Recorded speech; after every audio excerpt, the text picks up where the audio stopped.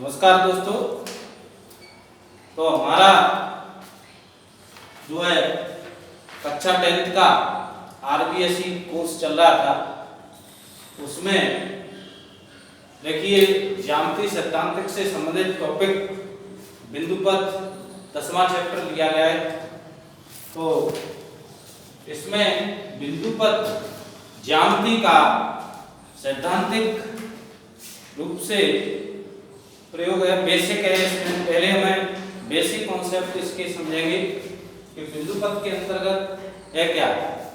देखिए बिंदु तो हम जानते ही हैं, जैसे पेन या पेंसिल की नोक से जब हम कॉपी पे लगाते हैं चिन्ह, तो एक बिंदु मात्र ही बनता है। बिंदु का हमें कोई माप या आकार नहीं होता है, क्योंकि जिस साइज से हम लगाएंगे वो वैसा ही बिंदु बनेगा। तो अगर बिंदुओं का पथ हम यहाँ समझेंगे तो बिंदु लगाने का कोई अर्थ निकले, यानी अर्थ निकले इस बात का मतलब है कि कोई भी ज्यामितीय आकृति है, कोई भी ज्यामितीय आकृति है, अगर वो बिंदु उस ज्यामितीय आकृति के प्रतिबंधों को संतुष्ट कर रहा है तो वो क्या कहलाता है, बिंदुपथ कहलाता है।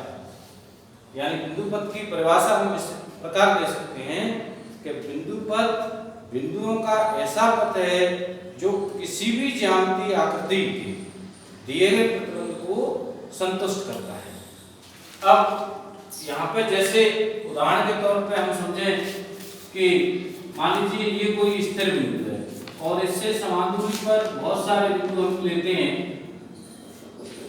तो इन बहुत सारे बिंदुओं का बिंदुपथ एक पथ बन जाता है।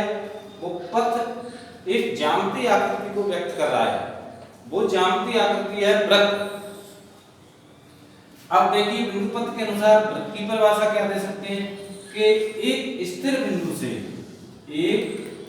बिंदु से समान दूरी पर रहने वाले बिंदुओं का बिंदु पर वृत्त कहलाता है। यानी स्थिर बिंदु क्या है, मान लीजिए स्थिर बिंदु क्या है, यहाँ वृत्त का केंद्र। स्थिर बिंदु क्या बन जाएगा, वृत्त का केंद्र।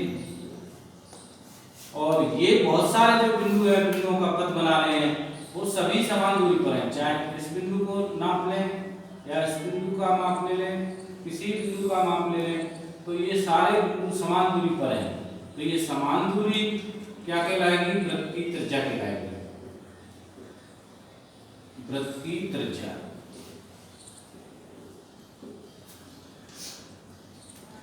अब देखिए इस तरीके से ये बिंदुपथ वृत्त की परिधि बना रहे हैं, पूरी रचना वृत्त कहलाती है। और भी बहुत सारे ज्यामितीय आकृति हैं, उनके बारे में बिंदुपथ समझाया जा सकता है। अब जैसे हम यहाँ पे मान लीजिए प्रमेय 10.1 से शुरू करें, तो इस प्रमेय का हालांकि ये सिद्ध करने के लिए नहीं आती है, केवल कथन जान रखें। किन्हीं दिए गए दो बिंदुओं से कोई भी समतल में अगर हम दो बिंदु दे दिए जाएं, समतल में कोई भी दो बिंदु दे दिए जाएं, मान लीजिए ये समतल में एक बिंदु है, ये समतल में भी बिंदु है, तो इन दोनों बिंदुओं से समान दूरी पर स्थित बिंदुओं का बिंदुपथ निकाला जाएगा। इन दोनों बिंदुओं से समान दूरी, जैसे मान लीजिए ये कोई पॉइंट है P। अब ये जो बिंदु इस प्रकार है कि A से P की दूरी, चाहे P से B की दूरी, ये दूरियां समान हैं। यानी कोई बिंदु P इस प्रकार है कि दिए गए दो बिंदुओं से समान दूरी पर स्थित है। तो इस बिंदु का बिंदुपथ, अब ऐसे कितने बिंदु हो सकते हैं, बहुत सारे बिंदु हो सकते हैं। ये बिंदु हो सकता है, ये बिंदु हो सकता है, यानी ये बिंदु हो सकता है। तो ये सभी बिंदु ऐसे हैं जो दिए गए दोनों बिंदुओं AB से सदैव समान दूरी पर स्थित है। अब इन समान दूरी का बिंदुपथ क्या होगा, यानी AB को मिलाने वाले रेखाखंड का लंब समतुलाजक होगा। यानी दिए समतल में स्थित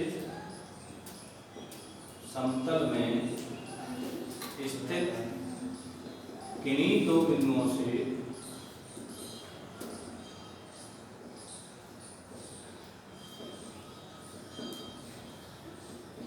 समान दूरी पर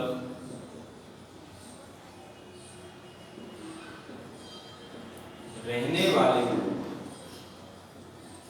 बिंदुओं का बिंदुपथ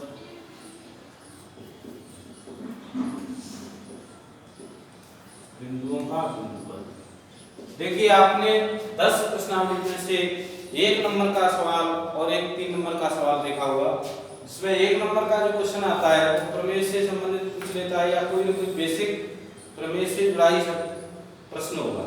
अब जैसे ये क्वेश्चन भी आया है बोर्ड परीक्षा में कि समतल में स्थित किन्हीं दो बिंदुओं से समदूरस्थ बिंदु का बिंदुपथ लिखिए या समान दूरी पर रहने वाले बिंदुओं का बिंदुपथ लिखिए। तो हमें लिखना है, तो बिंदुपथ क्या होगा, उन दोनों बिंदुओं को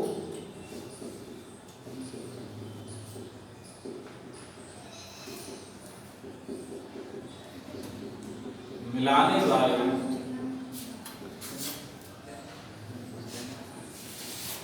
रेखाखंड का लंब समद्विभाजक होता है। लंब समद्विभाजक,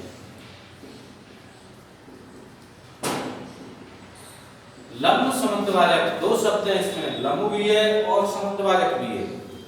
लंब का अर्थ है यानी ये जो बिंदुपथ आ रहा है वो AB को मिलाने वाले रेखाखंड पर लंबवत है, यानी 90 डिग्री का कोण बना रहा है। तो 90 डिग्री का जब कोण बनाएगा तो रेखाखंड क्या होगा, उस पर लंबवत होगा। और दूसरी बात ये लिखा है समद्विभाजक। समद्विभाजक का अर्थ है समान दो भागों में विभाजन, यानी AB रेखाखंड है उसका दो समान भागों में विभाजन हो रहा है। मान लो ये बिंदुपथ आ रहा है और ये रेखाखंड है, तो A से O तक, O से B तक ये दोनों भाग बराबर है, OA और OB बराबर है। तो OA और OB बराबर है तो इसका मतलब समद्विभाजक है क्या, यानी OP AB का लंब समद्विभाजक बन गया। अब ये तो रही हमारी प्रमेय 10.1। हमें बेसिक कॉन्सेप्ट ही ध्यान रखना है क्योंकि परीक्षा नजदीक है। इसके अलावा प्रमेय 10.2 के बारे में भी जाने,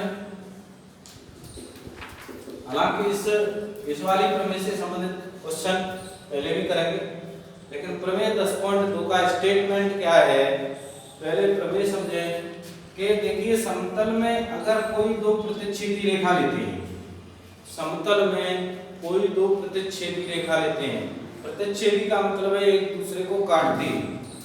जैसे मान लीजिए ये कोई रेखा है, मान लीजिए AB, और ये कोई रेखा है मान लीजिए CD।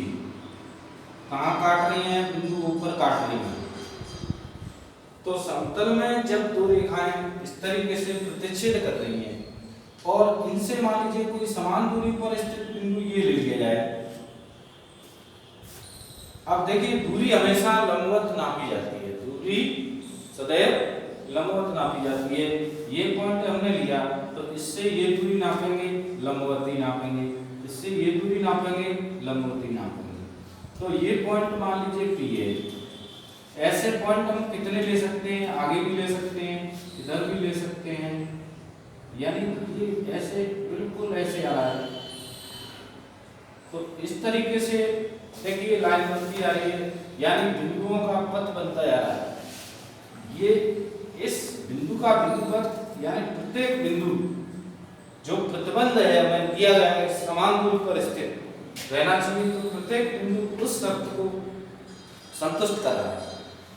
तो जब P बिंदु इन दोनों प्रतिच्छेदी रेखाओं से समान दूरी पर स्थित है तो ये कर क्या रहा है बिंदुपथ, यानी इन दोनों प्रतिच्छेदी रेखाओं से जो बना कोण है ना उसका बिल्कुल आधा आधा कर रहा है, बड़े कोण का आधा आधा कर रहा है, यानी इससे इधर जितना कोण रह जाएगा उतना ही यहाँ रह जाएगा।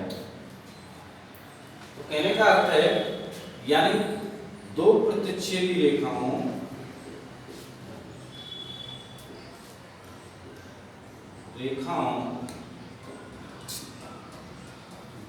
से समदूरस्थ बिंदु का बिंदुपथ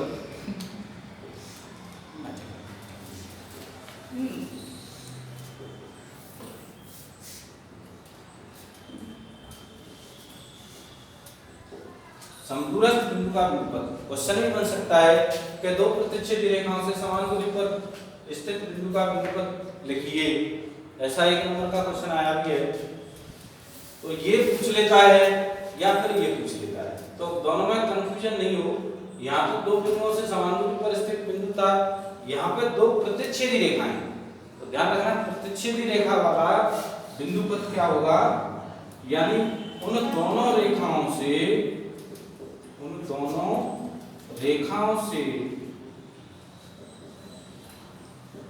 बने कोण का अर्धक होता है। अर्धक मीन्स समद्वाय करता है, यानी उसको आधा आधा कर रहा है, इधर भी कर रहा है इधर भी कर रहा है। और ये ध्यान रखें कि ये भी कोण, जैसे मान लीजिए ये कोण x है, ये कोण भी x होगा, ये कोण भी x होगा, ये कोण भी x होगा, क्योंकि आमने सामने के कोण हमें पता है शीर्षाभिमुख कोण होते हैं। यानी कोई भी दो प्रतिच्छेदी रेखाएं काटती हैं तो आमने सामने बने कोण शीर्षाभिमुख कोण कहलाते हैं, वर्टिकली अपोजिट एंगल कहलाते हैं। तो ये आमने सामने के कोण बराबर होते हैं, ये कोण x है तो ये भी x होगा, ये कोण y है तो ये कोण भी y होगा। तो ये ध्यान रखें, ये हमारी होगी प्रमेय 10.2 और ये हमारी प्रमेय 10.1। अब देखिए प्रमेय 10.1 और 10.2 समझने के बाद हम इन प्रमेयों से संबंधित और भी उदाहरण या सवाल परीक्षा में आ जाते हैं। जैसे बिंदुपथ के बारे में पूछ लेता है कि इस ज्यामितीय आकृति का बिंदुपथ ये होगा, उसका ये होगा, इस तरीके से पूछ लेता है। जैसे मान लीजिए अब जैसे समतल है, समतल में स्थित कोई रेखा है या दो समांतर रेखाएं हैं, मान लीजिए AB समांतर CD, AB समांतर CD। अब इसने कह दिया कि समतल में स्थित दो समांतर रेखाओं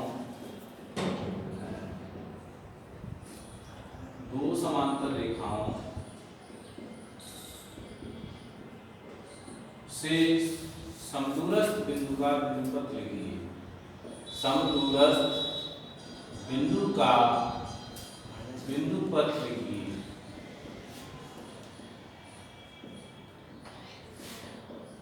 ऐसा एक नंबर का प्रश्न बन सकता है।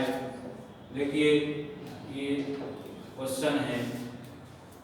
अब जो आकृति आपको बनानी है, ये पेपर में बनी हुई नहीं आएगी, केवल स्टेटमेंट ही है कि समतल में स्थित दो समांतर रेखाओं से समदूरस्थ बिंदु का बिंदुपथ लिखिए। तो ये समतल में हमने दो समांतर रेखाएं बनानी।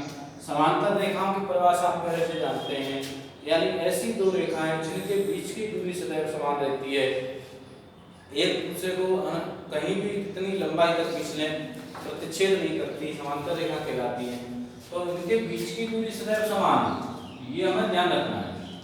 अब बीच की दूरी समान है, अब इनसे समान दूरी पर मान लीजिए ये कोई पॉइंट लिया हमने, इस पॉइंट की दूरी AB रेखा से और CD रेखा से दोनों से समान। ऐसा पॉइंट हम कितने ले सकते हैं, इधर भी ले सकते हैं, बहुत सारे पॉइंट हो जाएंगे, इधर भी ले सकते हैं। तो जब बिंदुओं का जब पथ बनाएंगे, बिंदुओं का पथ हमें क्लियर नजर आ रहा है कि ये सारे बिंदु AB और CD से समान दूरी पर स्थित हैं। तो समान दूरी पर स्थित हैं, तो इन बिंदुओं का बिंदुपथ क्या शो कर रहा है, ये क्लियर दिखा रहा है कि इन दोनों समांतर रेखाओं के मध्य में बनी एक समांतर रेखा ही दिखाई दे रही है। यानी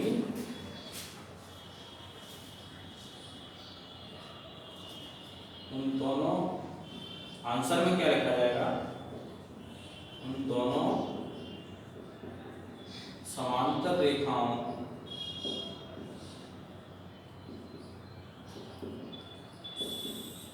के मध्य, मध्य यानी बिल्कुल बीच में, मध्य में बनी एक समांतर रेखा ही होगी।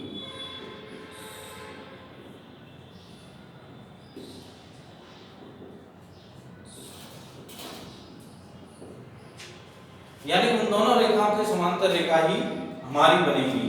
अब जैसे मान लीजिए आगे और भी 1 नंबर के क्वेश्चन पूछ सकता है, जैसे घड़ी के पेंडुलम वाला पूछ सकता है, ये क्वेश्चन कई बार पूछा है।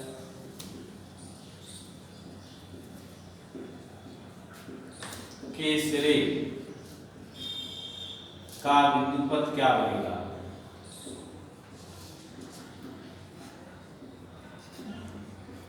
घड़ी के पेंडुलम के सिरे का बिंदुपथ क्या बनेगा? यानी पेंडुलम वाली घड़ी हमने देखी है तो उसका इस तरीके से दोलायमान चलता है, तो यानी ये क्या बनाएगा, इस तरीके से जब चलता रहेगा, इसको अगर पूरा घुमा दिया जाए तो वृत्त बन जाएगा, इसको पूरा घुमा दिया जाए तो वृत्त बन जाएगा। लेकिन इसकी गति ऐसे चलती रहती है, ये एक तरह से आगे हम फिजिक्स बड़ी क्लास में सरल आवर्त गति वाले सिस्टम में पढ़ेंगे। तो ये जो है, अब इसकी दोलायमान जो गति है वो हमें क्लियर दिखाई दे रहा है, इसको पूरा घुमाया जाए तो वृत्त बन रहा है, और वृत्त की परिधि में से कुछ हिस्सा है, जब वृत्त की परिधि में से कुछ हिस्सा है तो इसे क्या कहते हैं, वृत्त का चाप कहते हैं। वृत्त का क्या कहते हैं, चाप। यानी वृत्त का चाप क्या होता है, वृत्त की परिधि का कुछ भाग वृत्त का चाप कहलाता है। तो यानी इसका आंसर में लिखा जाएगा वृत्त का चाप।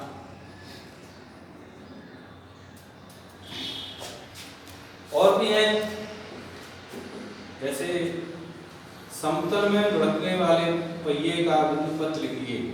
समतल में लुढ़कने वाले पहिए का बिंदुपथ लिखिए।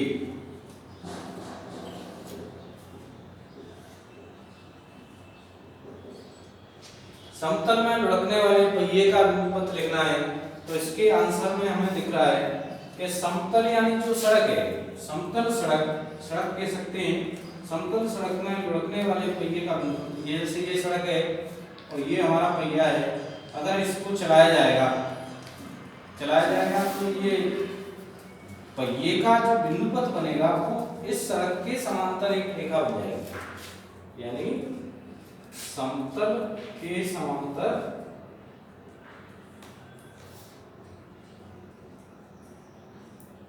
एक रेखा बनेगी। पहिए का बिंदुपथ जब पूछता है तो समतल के एक समांतर रेखा बनेगी, या फिर ऐसे कह देंगे समतल में लुढ़कने वाले पहिए के केंद्र का बिंदुपथ लिखिए। केंद्र का भी पूछ सकता है। देखिए केंद्र, पहिए का केंद्र ये है, पहिए का केंद्र ये है, जब इस पहिए को आगे लुढ़काया जाएगा तो केंद्र तो उसी स्थिति में चलेगा, तो अभी जो है हमारी क्या बनेगी, समतल के समांतर रेखा ही बनेगी। तो आपको घुमाने के लिए इस तरीके से दे सकता है प्रश्न।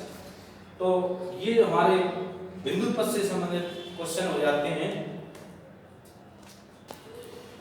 देखिए नेक्स्ट, अगर इस तरीके का प्रश्न बनाया जाए कि समतल में मान लीजिए 3 बिंदु कोई रेखा पर स्थित हैं, 3 कोई रेखा पर स्थित हैं, तो देखिए ये 3 बिंदु हैं ए बी सी, 3 बिंदु एक ही रेखा पर स्थित हैं, तो ये कहलाएंगे संरेखीय बिंदु। कैसे बिंदु है, संरेखीय बिंदु।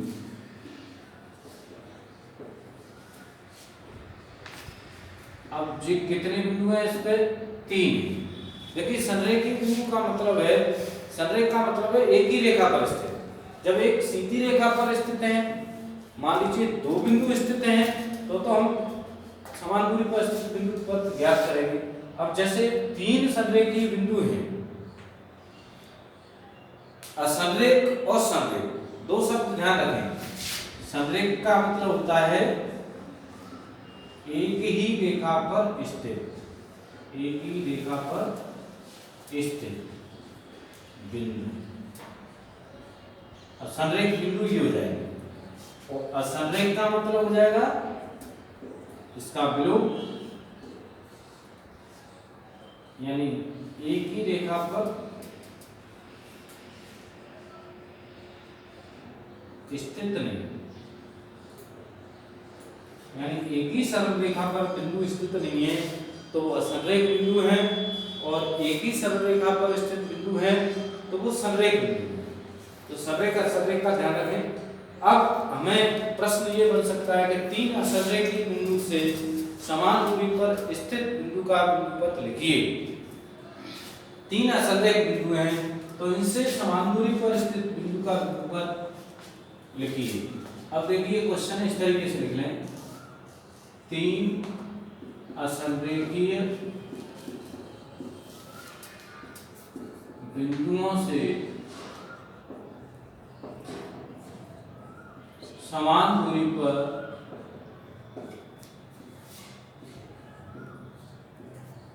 स्थित बिंदु का बिंदुपथ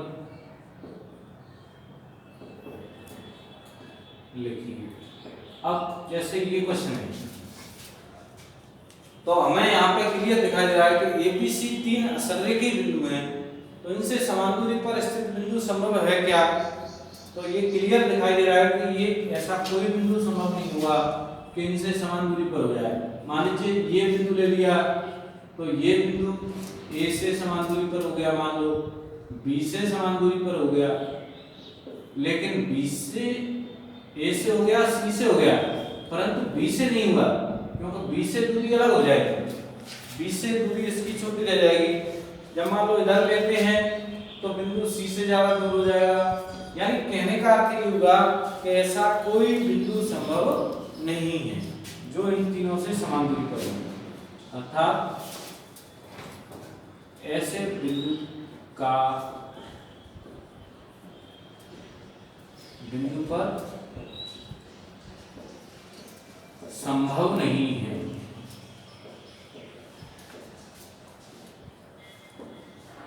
कारण हमारी समझ में आ गया, संभव क्यों नहीं है? क्योंकि दो बिंदुओं से समान दूरी तो हो सकती है, लेकिन तीसरे बिंदु को हमें एडजस्ट करेंगे तो या तो दूरी ज्यादा हो जाएगी या कम हो जाएगी। तो ये ध्यान रखें। अब जैसे मान लीजिए और भी क्वेश्चन है बिंदु तत्व से संबंधित, जैसे त्रिभुज में देता है त्रिभुज के तीनों शीर्षों से समदूरस्थ बिंदु का बिंदुपथ लिखिए। हालांकि ये क्वेश्चन हमारा 10.2 एक्सरसाइज में आएगा, लेकिन है तो बिंदुपथ से ही संबंधित। त्रिभुज के तीनों शीर्षों से समदूरस्थ बिंदु का बिंदुपथ लिखिए, या फिर अगला क्वेश्चन त्रिभुज के तीनों भुजाओं से समदूरस्थ बिंदु का बिंदुपथ लिखिए। तो यहाँ पे जो है इस क्वेश्चन को समझने के लिए हम 10.2 एक्सरसाइज के बारे में बेसिक समझेंगे अभी। तो इस क्वेश्चन को हम हटा देते हैं, अभी इतना ही बहुत है।